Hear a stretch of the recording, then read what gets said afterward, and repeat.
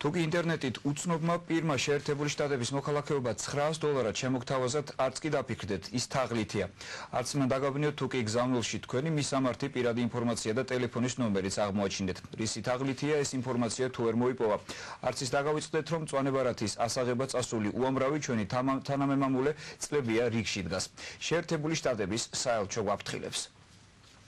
გილოცავთ, თქვენ მოხდით იმ იღბლიან გამარჯვებულებს შორის, რომლებსაც ჩვენ განვიხილავთ სხვადასხვაგვარ ემიგრანტობის პროგრამაში. გამარჯვებულებს შორის მოხვედრა გაძლევთ იმის გარანტიას, რომ თქვენ მიიღებთ ამერიკის შეერთებულ შტატებში მუდმივად საცხოვრებელ ბარათს, ეგრეთ წოდებულ green cards. ამისათვის აუცილებელი პირობაა მიყვეთ ჩვენს მიერ მოცემულ ინსტრუქციას.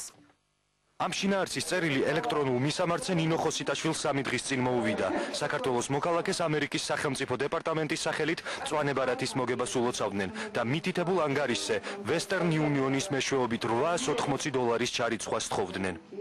3 დღის წინ მივიღე წერილი, სადაც ყველანაირი მონაცემები ემთხვეოდა ჩემსას, სახელიც, გვარიც, პირადი მონაცემებიც, თუმცა, რა თქმა უნდა, შემეპარა ეჭვი, იმიტომ რომ არ გამიგზავნია პირადი მონაცემები და შესაბამისად თანხმობაც არ მიმიცია.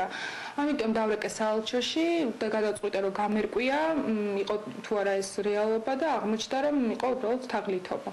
ნინო ხოსიტაშვილის მსგავსად ამერიკის შეერთებული შტატების საელჩოს ინფორმაციის გადასამოწმებლად ბოლო პერიოდში ათობით ადამიანმა მიმართა. საელჩომ ელექტრონული თაღლითურის საქმე გაშიფრა. თაღლითები ელექტრონულ წერილებს სხვადასხვა პროფესიის ადამიანებს უგზავნიდნენ. მეტი დამაჯერებლობისათვის ამერიკის სახელმწიფო დეპარტამენტის სახელს და ადრესატის პირად მონაცემებს იყენებდნენ, რომელსაც სავარაუდოდ მონაცემთა სხვადასხვა ბაზებიდან იღებდნენ. ორგანიზაციები, რავი, თაღლითური ჯგუფები ცდილობენ, რომ მოიზიდონ რაღაც თანხები, ხო, მოატყუან, რომ აი მე შენ დაგიხმარები და გადამიხადე. ამ ორგანიზაციებში შედებათ ინფორმაცია პიროვნებების შესახებ, ხო? ამ ინფორმაციის მოპოვება შეიძლება Facebook-იდან, თუ გავუტეხავ აკაუნტს, ხო, შეიძლება საფოსტო ყუთიდან, აი მოდის ხოლმე ხანახან ესეთი წერილებიც, რომ გამომიგზავნე შენი პაროლი და რაღაცა რა. ამერიკის საელჩომ საქართველოს მოქალაქეების გამაფრთხილებელი სპეციალური განცხადება გააკეთა. დიპლომატიური უწყება კატეგორიულად აფრთხილებს ყველას. არ გახდნენ თაღლითების მსხვერპლი და ფული ტყუილად არ დაკარგონ. გაითვალისწინოთ, რომ ლატარიაში გამარჯვებულებს არ ეგზავნებათ ინფორმაცია, რომ მათ მოიგეს მწვანებარათი. 2012 წლის ლატარიაში მონაწილე პირებმა 2011 წლის 1 მაისიდან 30 ივნისამდე ინფორმაცია უნდა მოიძიონ შემდეგ მისამართზე. www.dblottery.state.gov. მხოლოდ ამ გზითაა შესაძლებელი იმის გარკვევა, გაიმარჯვეთ თუ არა მწვანებარათის ლატარიაში. საქართველოს გარდა თაღლითური სქემა მთელ მსოფლიოში მოქმედებს. მოტყუებით თაღლითებმა მილიონობით ადამიანი დაარწმუნეს, რომ მათ ამერიკაში საოცნებო ცხოვრებისთვის საჭირო green card-ი მოიგეს.